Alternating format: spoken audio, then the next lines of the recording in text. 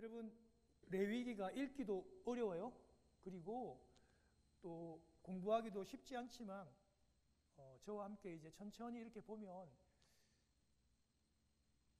읽기도 어렵지만 그러나 우리가 조금만 천천히 보면 하나님께서 얼마나 우리들을, 저와 여러분들을 이 레위기를 통해서 사랑하시는지, 그리고 우리를 끌어안으시는지 나와 있기 때문에 굉장히 감격스러운 거예요. 하나님께서 회막을 지으라고 말씀했잖아요. 장막, 그죠?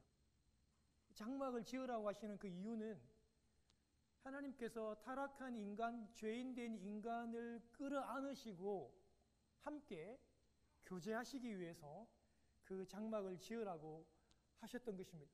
그래서 여러분 오늘부터 보는, 지난주부터 보는 레위기는 정말 간곡한 그 하나님의 마음, 어떤 마음이죠? 죄인들이 죄가 있으면 안 되잖아요. 즉시로 죽잖아요, 그죠? 그러니까 사람이 죄를 지으면 그 죄를 용서받고 회개하고 난 다음에 나와 함께 교제하자라고 하는 하나님의 그 간절한 마음. 여러분, 하나님이 우리를 너무나도 함께 하시기를 원해요. 구구절절히.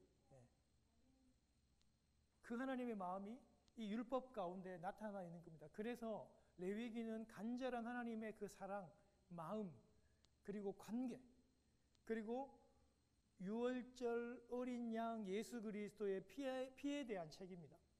그런 개념을, 컨셉을 딱 가지고 레위기를 보면 너무나도 딱딱한 게 아니라 감동적인 것이 되죠. 제가 지난주 시간이 없어가지고 그 번제물 중에서 우리 송아지도 있고 양도 있고 염소도 있는데 마지막에 제가 비둘기를 시간이 없어서 못했거든요. 오늘 잠시 언급하고 갑니다. 경제적인 여유가 있는 부자들은 당연히 소를 드렸겠죠. 여러분, 요즘에도 한우 한 마리 얼마 하시는지 아시죠? 한 3만 불씩 합니다, 비싼 거는. 근데 여러분, 그 당시에 이 소가 얼마나 비쌌겠습니까? 쉽게 못 드립니다, 소. 양도 마찬가지예요. 그런데 극빈자들, 그 사회 내에서 특별히 성경에서 가난한 사람 그러면 과부입니다, 과부. 과부고 고아들인데 소를 제사를 드린다 할 때 제사장이 안 잡아줘요. 죄를 지은 사람이 소를 끌고 간단 말입니다. 여러분, 제가 죄를 지었어요. 제가 소를 끌고 갑니다. 소를 잡아야 돼요. 여러분, 제 혼자 어떻게 소를 잡아요? 이거는 엄두도 못 낼 뿐더러 불가능한 일이에요. 그러면 당시에 누가 도와줬냐면 가족들하고 친척들이 그 소를 잡는 데 도와줬다고요. 근데 여러분, 과부는 혼자입니다. 누가 도와줘요? 여유도 없어요. 돈도 없어요. 그러니까 하나님께서 어떤 배려를 해주시냐면 소를 잡은 거와 똑같이 비둘기를 잡아도 너의 죄를 용서해 주시겠다는 겁니다. 하나님이 어려운 사람, 가난한 사람들에게 그 마음을 알고 배려를 해주시는 거예요. 가난한 것도 서럽잖아요. 돈이 없는 것도 서럽잖아요. 소를 드리고 싶죠. 근데 형편이 안 되니까 이 비둘기를 드리는데요. 하나님께서 이 비둘기를요, 그 사람에게 보통 과부니까 잡지 말고 이번에는 이 비둘기는 제사장이 잡으라 그래요. 제사장이 그 목을 비틀어서 그 머리를 끊어내고 그 피를 제단에 묻히는데요. 하나님의 이 섬세한, 여러분 집에 가서 살펴보세요. 섬세한 방법이 어떤 게 있냐면 이 비둘기의 날개를 이렇게 찢습니다, 옆으로. 찢는데 이 날개를 완전히 끊어내지 않아요. 여기에 의미가 있어요. 여러분, 소에 비해서 비둘기는 너무 작잖아요. 그런데 하나님께서 이 작은 재물이 작게 보이지 않도록 이 날개를 옆으로 최대한으로 찢습니다. 찢어서 그거를 태워서 올리는 거죠. 하나님께서 가난한 사람들의 그 자존심을 세워주시는 거예요. 하나님의 그 배려가 그 안에 담겨 있다는 것을 보면서 참 어렵게 살아온 저희들에게 얼마나 이 말씀이 위로가 되는지. 여러분, 가난한 사람들도 헌금 바치고 싶어 하잖아요. 저하고 아내하고 이제 미국에 처음 와가지고 저희들이 신분이 없었을 때요. 그래서 아내가 일을 하면 그 돈을 바로 받지 못해가지고 초창기에 그 돈을 이제 우리 그 집사님, 여자 집사님께서 그 사무실을 운영했는데 그분이 이제 그 돈을 이렇게 이제 교환해가지고 저희들에게 캐시를 줬고 우리가 그 캐시를 가지고 헌금을 드렸어요. 근데 그날에 그 여집사님이 저희 가정에게 아내가 일한 것에 대한 그거를 체크를 바꿔주는 걸 잊어버렸어요. 그래가지고 저하고 아내하고 예배를 드리는데 아내가 계속 우는 거야. 결론은 뭐냐면 아내는 너무 하나님 앞에 빈손으로 와서 미안하고 하나님께 이 헌금을 예물을 드리고 싶은데 이 캐시가 없는 거야. 왜냐하면 저분이 바꿔줘야지. 우리가 그때 너무 힘들 때였거든요. 저분이 캐시를 줘야지 우리가 드릴 수 있는데 그래가지고 아내가 계속 그 드리고 싶은 마음에 그 헌금 시간에 계속 제가 우는 걸 봤어요. 근데 그 예배 때 결국에는 못 드렸어요. 그분이 안 줘가지고. 그분이 갑자기 일어나가지고 탁 주고 이렇게 하면 좋았었는데 안 줬어요. 그래가지고 예배 때 헌금을 못 드려가지고 아내가 되게 많이 울었던 적이 있는데 그게 기억이 나더라고요. 하나님은요, 이 가난한 사람들의 이 자존심도 다 생각해 주시고 세워주시는 거예요. 오늘 제가 곡식으로 드리는 제사에 대해서 오늘 한번 살펴봅니다. 제가 소자 한문 얘기했죠? 희다는 뜻입니다. 힐소자입니다. 소. 곡식을 곱게 갈면 흰 색깔이 나죠. 당시에 유대인들은 쌀이 아니라 대부분 다 밀을 재배했습니다. 여러분 우리 밀가루 곱게 갈면 어떻게 돼요? 하얘지잖아요. 그렇게 해서 한문에 이 소자를 따와서 이렇게 곡식 제사를 이렇게 번역한 것 같아요. 여러분 이 소제는요 유일하게 피가 없이 드리는 제사이기도 합니다. 그리고 이 소제는요 하나님의 은혜 그리고 그 축복에 감사하여 자원하는 마음으로 곡식으로 드리는 제사이고 특별히 그 제사장의 어떤 그 식량, 양식이죠. 여러분 제사장도 이슬 먹고 사는 게 아니라 밥 먹고 살아요. 그러니까 이 소제를 가져오면 오늘 본문에는 한 움큼이라 되어 있잖아요. 근데 실제로 또 다른 본문에 보면 10분의 1 에바니까 한 2.2리터 그죠? 뭐 하여튼 자세한 내용은 나와 있지 않지만 그 일정 양을 드리면 나머지는 이 제사장들이 가져가서 그 가족들과 함께 먹어서 그들의 식량이 되었던 겁니다. 그래서 소제는요 감사의 제사기도 하고 남을 살리는 그러니까 누구에게 양식이 되어주는 그런 너무나도 귀한 제사의 의미가 담겨져 있었습니다. 그리고 예외적으로 레위기 5장 우리 살펴볼 텐데요. 비둘기조차도 드릴 수 없는 사람이 있었어요. 진짜 가난한 거지. 완전히 이 사람은 그냥 극빈자 중에서도 극빈자. 비둘기를 드릴 만한 형편이 안 돼요. 돈이 얼마나 없든지. 여러분 그럴 때 있다고요.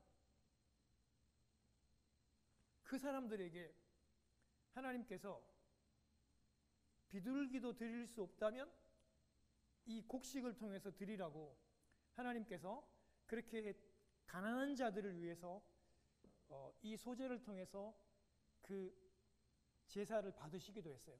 여러분 잘 보세요. 레위기요 17장 11절에 보면 이런 말씀, 여러분 다 아는 말씀이에요. 무슨 말이냐면 피가 생명인데 피를 통해서 죄가 사해집니다.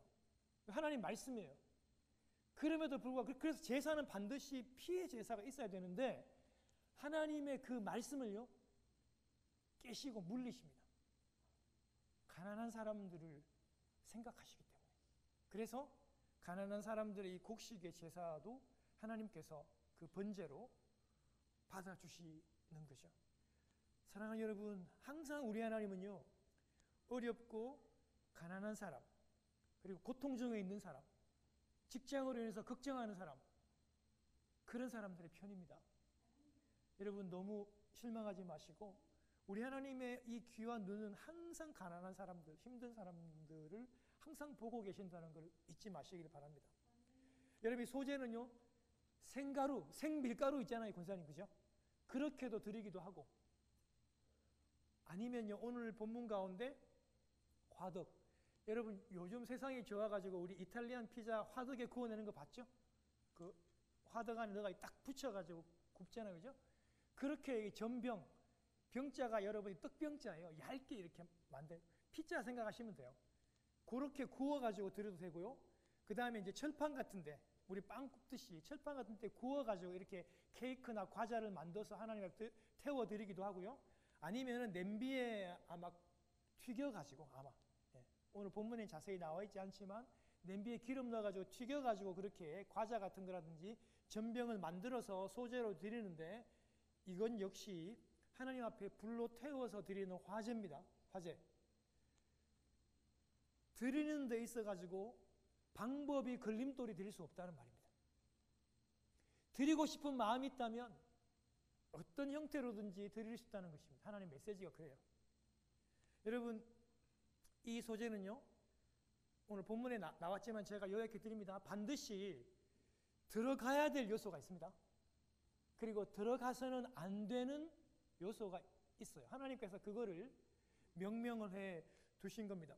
소재는요, 가루든지 뭐 그냥 전병의 형태든지 튀김 과자든지 상관이 없지만 반드시 기름을, 올리브 기름이에요. 반드시 기름을 섞어야 했습니다.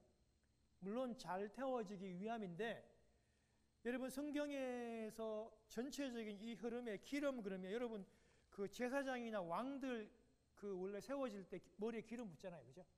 기름 붓잖아요.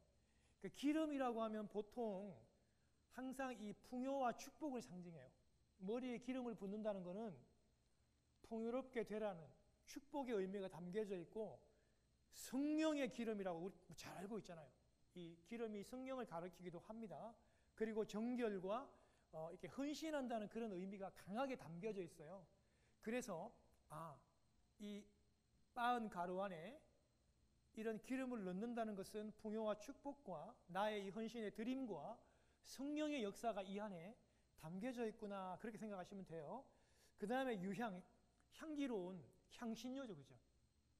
이 향신료를 넣어서 태울 때 좋은 냄새가 그렇게 나게 해서 하나님 앞에 올려드렸는데요. 당시에 남부 아람 지방에 있는 보스엘리아 나무에서 추출한 좀 값비싼 그런 향유였습니다.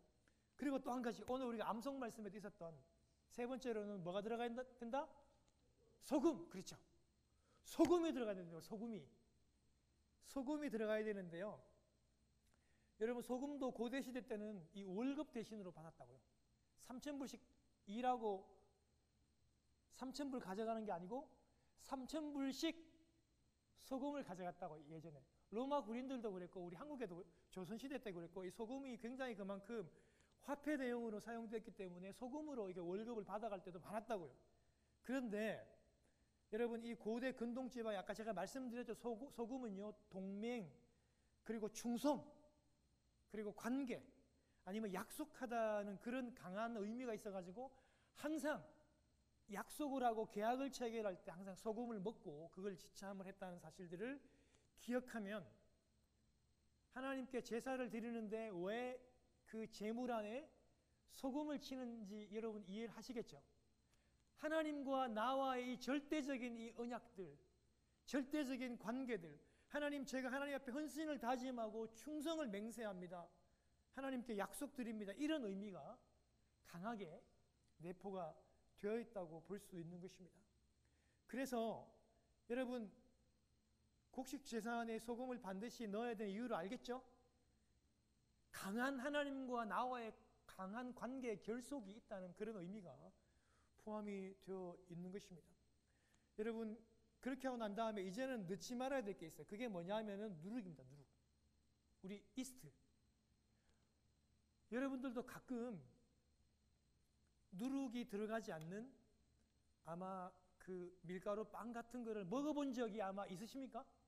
저는 있습니다. 여러분, 진짜 돌같이 딱딱합니다. 그냥 녹여 먹어야 될 만큼 당연히 맛은 없죠. 여러분, 이 누룩 이스트의 근본적인 성격이 뭐예요? 원래 가지고 있는 밀가루의 성분을 바꾸잖아요. 어떻게 해요?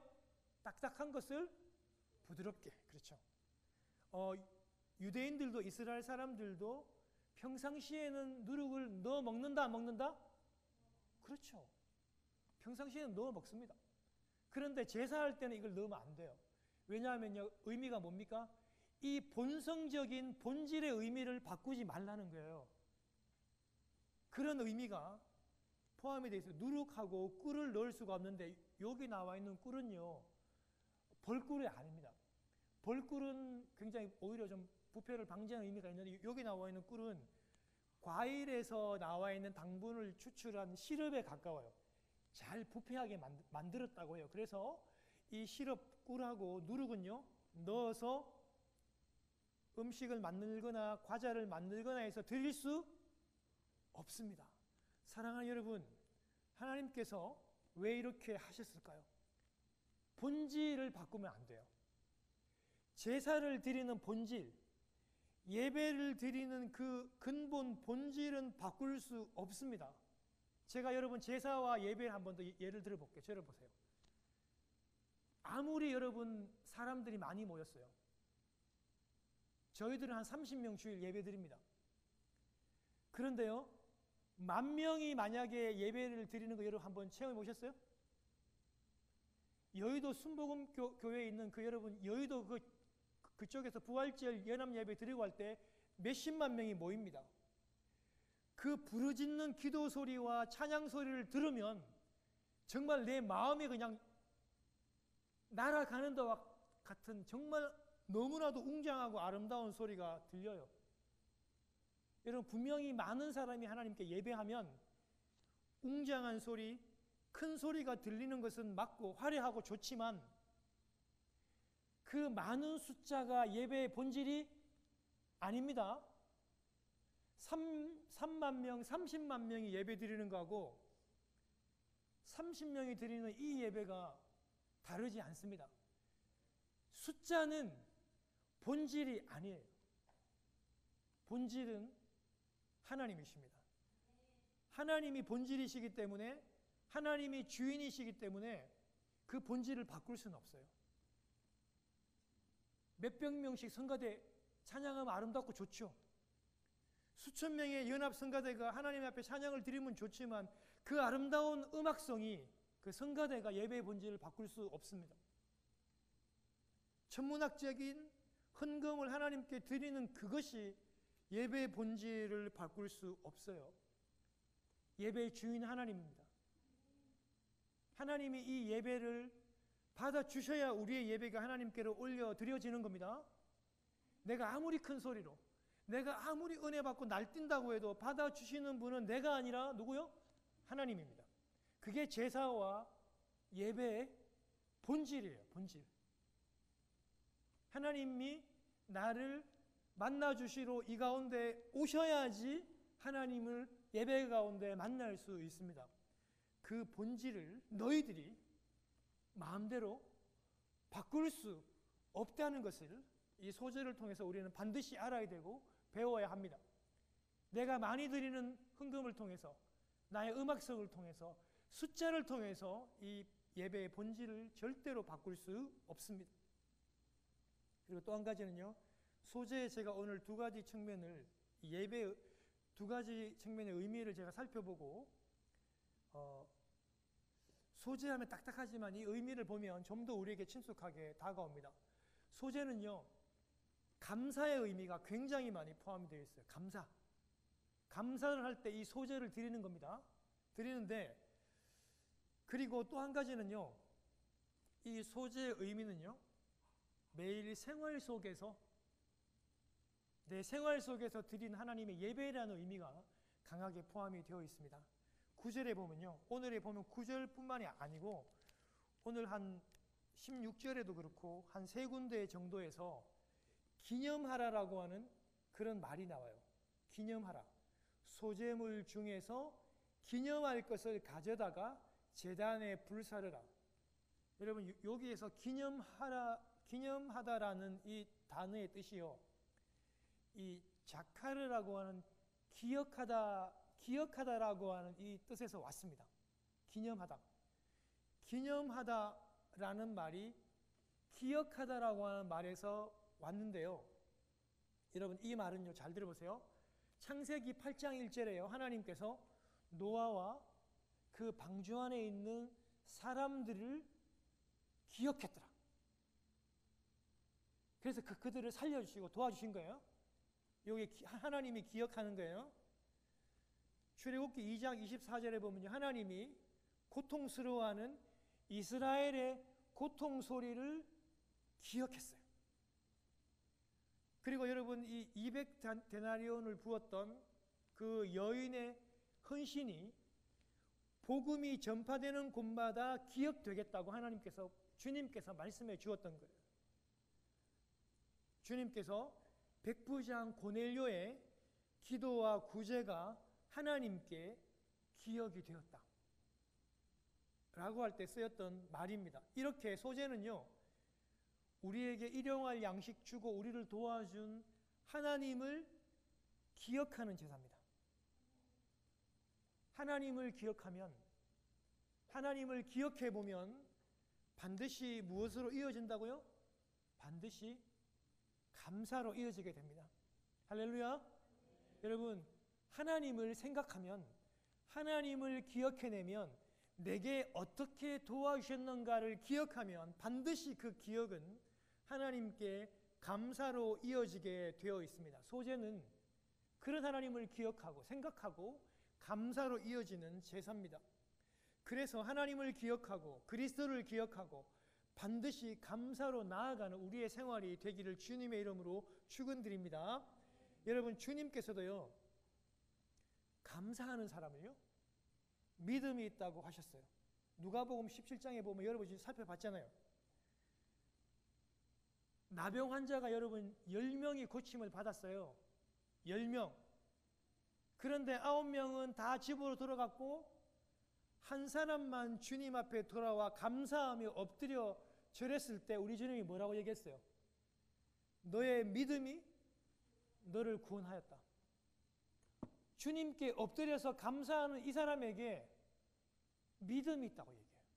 너의 믿음이 너를 구원하셨다라고 하면서 이 사람을 믿음의 사람이라고 말씀하신 거예요. 예수님이요, 오병이요, 밥을 먹어야 되는데 먹을 수 없는 고통스러운, 먹여야 되는 여러분 그런 어려운 상황 가운데 주님이 제일 먼저 하신 것은요, 하늘을 바라보면서 주님이 감사했습니다. 감사.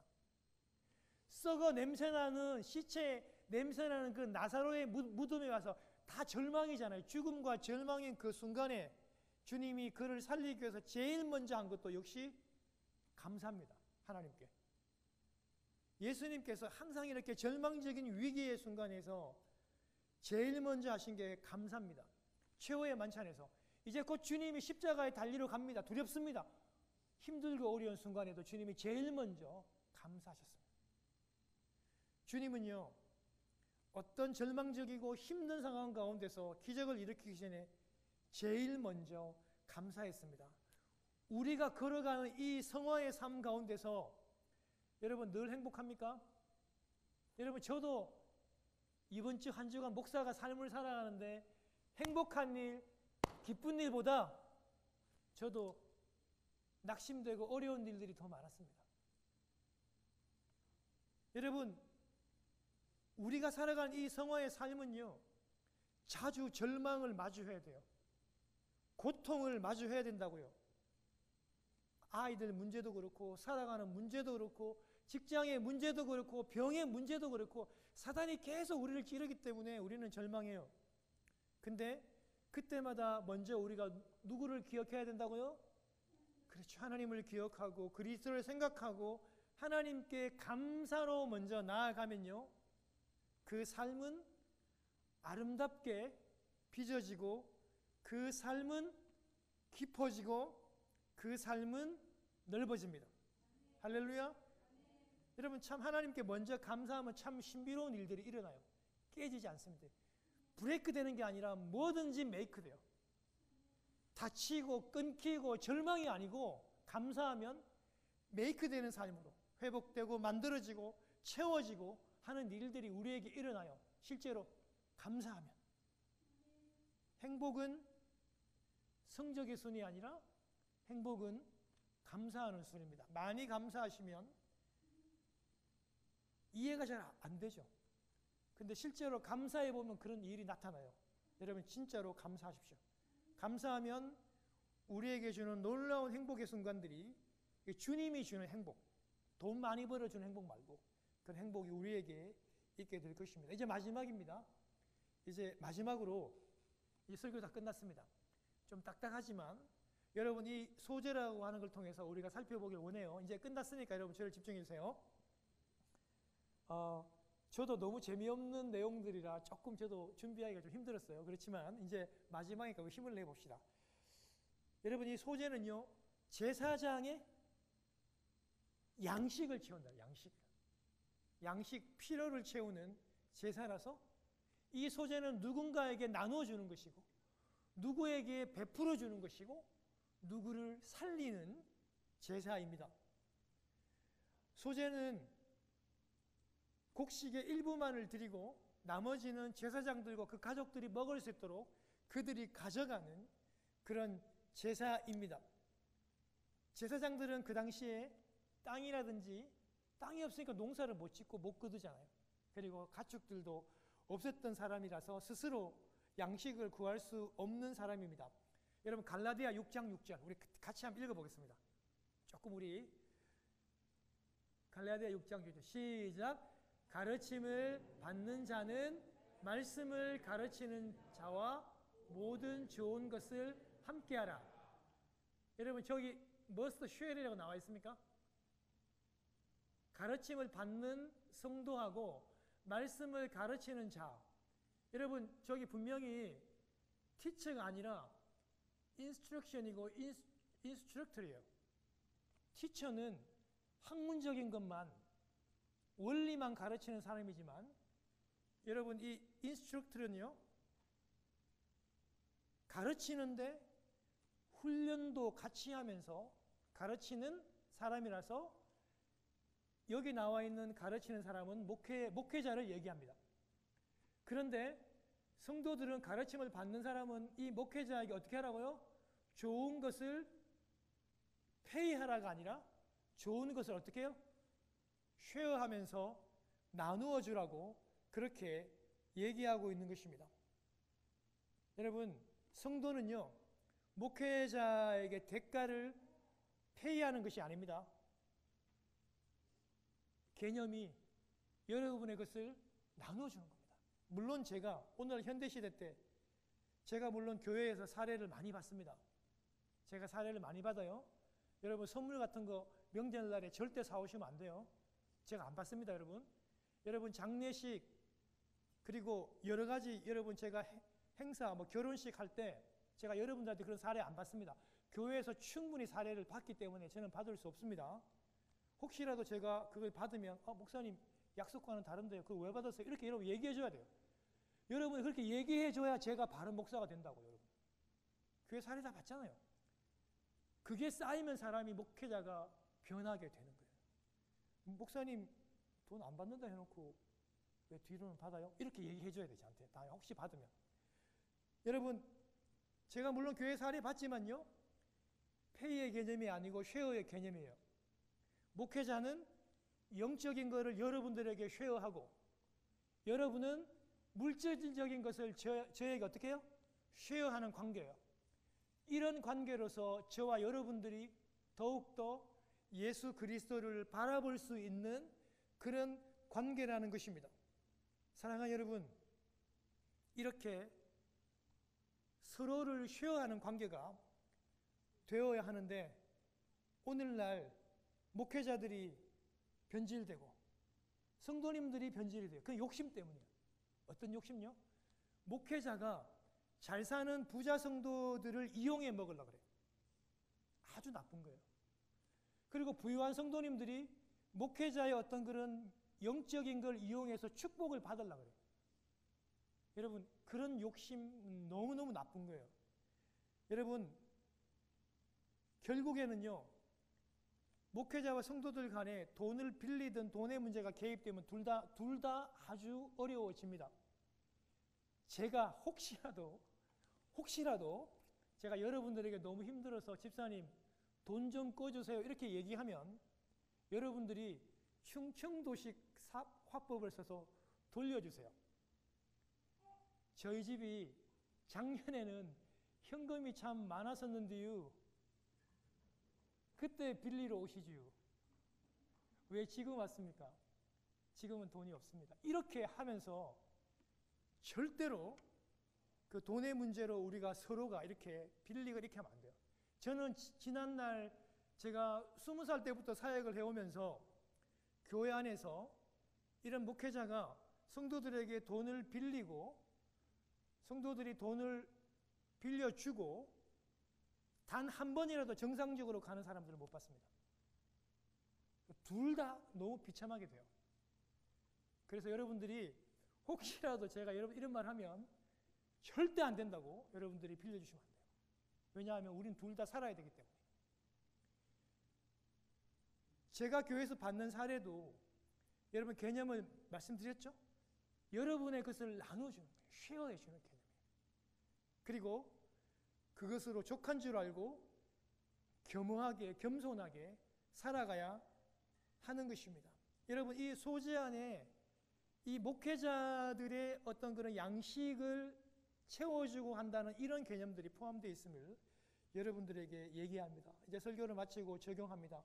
여러분 곡식으로 드리는 여러분 이 곡식 당시에는 밀이고 우리 한국식으로 하면 쌀이죠, 그죠? 한번 생각해 볼게요. 여러분 이 곡식과 밀을요 한 달에 뚝딱 2개월, 3개월 만에 뚝딱 만들어낼 수 있어요? 우리가 농사를 안 지어도 우리는 다 알잖아요. 최소한 이 밀을 생산해내기까지 쌀을 만들어내기까지 최소한 1년을 기다려야 합니다. 그리고 농부는요 어떻게 해야 됩니까? 봄에 계절이 오면 파종하고 그 씨를 뿌려야 하고 비가 오기를 기다려야 되고 물을 대야 하고 병충해를 막아줘야 되고 잡초를 제거하고 해충을 막고 적절한 시기에 거름과 퇴비를 넣어야지 이 밀과 벼가 한 해가 지나고 난 다음에 가을에 추수할 수 있는데요. 농부는 단 하루도 빠짐없이 그 밭과 논에 나가서 그 땅빛에서 땀을 흘리며 그런 일들을 매일매일 작업해야만이 일관된 작업을 해야만이 그 곡식을 거둘 수 있습니다. 그래서 농부에게 매일의 성실함은 기본 중에 기본이에요. 이런 성실함의 결과 생활의 열매가 바로 곡식입니다. 그래서 이렇게 땀 흘려서 매일 일한 걸 가지고 하나님 앞에 드린다고 하는 의미가 강하게 이 안에 포함되어 있는 것입니다. 그래서 하나님이 주신 매일의 일상과 노동 그 자체가 이 소재의 중요한 재료입니다. 인그리디언이라고. 그래서 소재는요 우리가 매일 드리는 우리 이 삶의 예배, 매일 드리는 우리의 이 살아있는 이 제물과 예배가 되는 것입니다. 물론 본문 안에 이런 내용들은 없지만 저는 이렇게 강조하고 말씀하시는 견해들을 굉장히 저는 지지합니다. 이 곡식이 있기까지. 그 농부가 매일 얼마나 많이 노력하고 최선을 다했습니까? 그래서 이걸 하나님 앞에 드릴 때는 그 매일의 삶의 그 예배가 삶의 노력이 그 안에 들어가 있다라고 하는 것입니다. 여러분 기억나시죠? 로마서 12장 1절부터 2절 우리 다 외웠잖아요. 너희 몸을 하나님이 기뻐하시는 거룩한 산 제물로 드리라. 이것이 너희가 드릴 영적 예배니라.